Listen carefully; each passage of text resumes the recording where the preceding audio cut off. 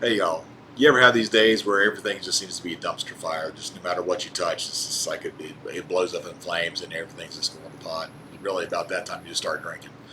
Um, what typically causes this is a lot of inconsistencies through patches not being applied, just a lot of different small things that all add up.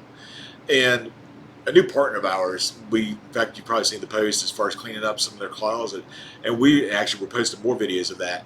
And they've said they have problems with the internet. We've got problems with our video feeds because they're a hotel feeding from fiber to video for the rooms and all.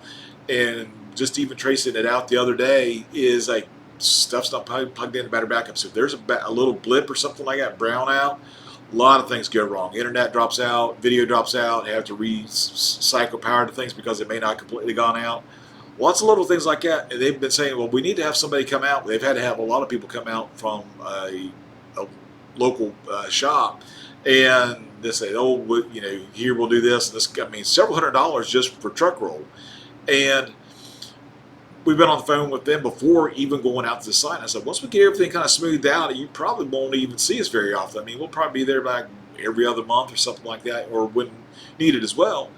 But just the review from this week is going to be just a few things, put a better backup in place.